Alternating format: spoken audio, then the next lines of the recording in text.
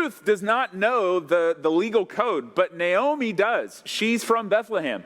And she realizes, hey, with Boaz, there's not just a chance to get our land back, there's a chance that the bloodline could continue. And so she tells this Ruth, her daughter-in-law, she says, here's what you're going to do. Put some perfume on, and I want you to break it. It's starting to sound like a Reba McEntire song.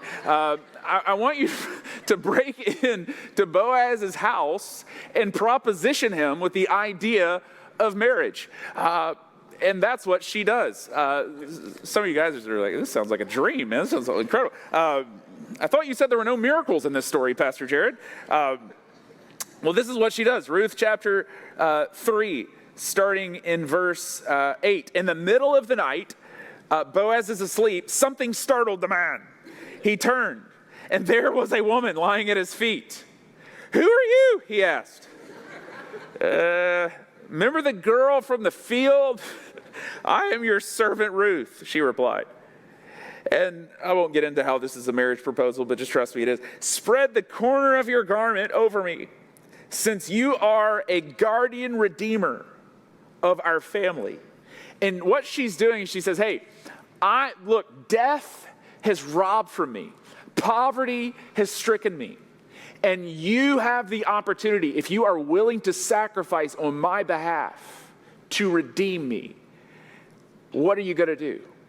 And he responds. He says, although it is true that I am a guardian redeemer of your family, there is another who is more closely related than I. Stay here for the night, and in the morning, if he wants to do his duty as your guardian or kinsman redeemer, good. Let him redeem you. Let him make that sacrifice. And so Boaz, the next morning, he keeps his word, and he goes and he finds the closest relative, according to the legal code, who could actually get the land back. And he finds this guy at the town gate in chapter 4, verse 1. Meanwhile, Boaz went up to the town gate and sat down there just as the guardian redeemer he had mentioned came along. And Boaz said, come over here, my friend, and sit down. Boy, do I have a deal for you. So he came over and he sat down. And Boaz took 10 of the elders of the town, which is what you would do. It was essentially a makeshift guerrilla courtroom. Sit here. And they did so.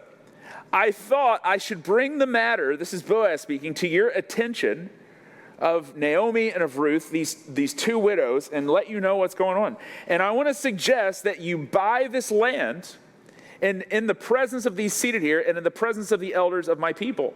And this is the first time this guy's hearing, oh, by the way, you have a relative. By the way, can you buy their land? And then if you'll redeem it, do so. He says, but if you will not, he had an option. Will you tell me so I will know? For no one, according to the legal code, has the right to do it except you, and I am next in line. And so the guy hears this, and he knows the legal responsibility that's fallen on him, and he says, fine, I will redeem it, he said. And then Boaz said, on the day you buy the land from Naomi, I forgot to tell you this part, buddy, you will also acquire Ruth the Moabite, the dead man's widow, in order to maintain the name of the dead with his property. To which the guy says, whoa. I thought we were just talking about land here. I didn't know there was a widow and there was, this Moabite girl involved in this whole situation. And at this, the guardian redeemer replies, then I cannot redeem it, because I might endanger my own estate. Now, for lots of reasons. He's probably married, if you kind of read between the lines.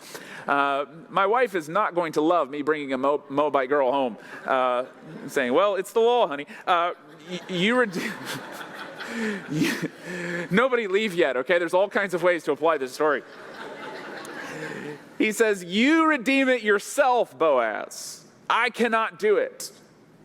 And so the guardian redeemer, this guy, said to Boaz, buy it yourself. And I love this line.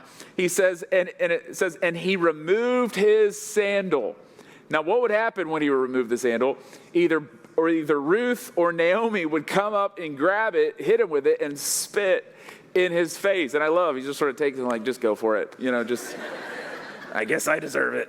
And he removed his sandal. Then Boaz, announce to the elders and all the people, today you are witnesses that I have bought from Naomi all the property. I am the kinsman redeemer of Elimelech, her deceased husband, Kilion and Mahlon, the deceased husbands of Orpah and of Ruth.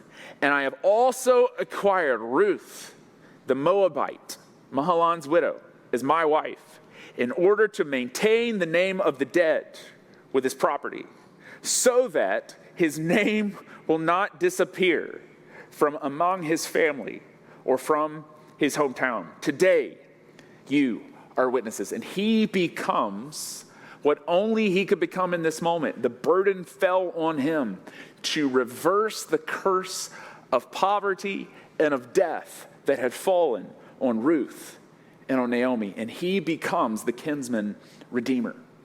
Now, if you keep reading in the story, essentially what happens is Boaz and Ruth, although they're a generation apart, they have a child together, and this child's name is Obed. And Obed has a child, and his name is Jesse. And Jesse has a child, and his name is David, who is the king of Israel.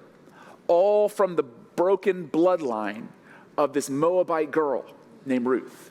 And God worked miracles through this fragmented, busted story where death and poverty were supposed to have the last word. God raises up the king of Israel. And if you read Matthew chapter 1, verse 5, in the bloodline of Jesus, in the lineage of Jesus that Matthew announces, in verse 5, it is Ruth, the Moabite girl from the tribe of the child sacrifice people, who is there in the bloodline of Jesus. And it is Jesus who comes into the world. And here's why this matters for you and I. Because in the same way that Boaz was the kinsman redeemer for Ruth, Jesus Christ is the kinsman redeemer for you and for me. He's the ultimate kinsman redeemer. You and I, we are Ruth and we are Naomi in this story. Death has marked your life. Death hangs over your life. Death has stolen from you. It has robbed from you. And it has created consequences in your life that you cannot reverse on your own. And there is a poverty to you that you cannot repay the debt that you owe God for what has been lost and what your sin has cost you and has cost this world. You do not have the resources to pay that debt. And Jesus Christ steps into the bloodline of humanity and says, what you cannot do, I will do on your behalf. I will be your kinsman redeemer. Where you cannot afford to pay the debt that you owe, the debt will fall on me. And through sacrificial love, I will pay your debt. And what you cannot reverse in death, what death has taken away from you, Jesus Christ repays in eternal life. And he says, I will be your kinsman redeemer, and I will reverse the curse of death that has fallen on you, that you cannot reverse yourself. He is the ultimate kinsman redeemer for you and I. And this story is pointing us to what Christ has done in sacrificial love on our behalf. He is our kinsman redeemer. Jesus Christ, the sacrificial act of love on your behalf and on my behalf.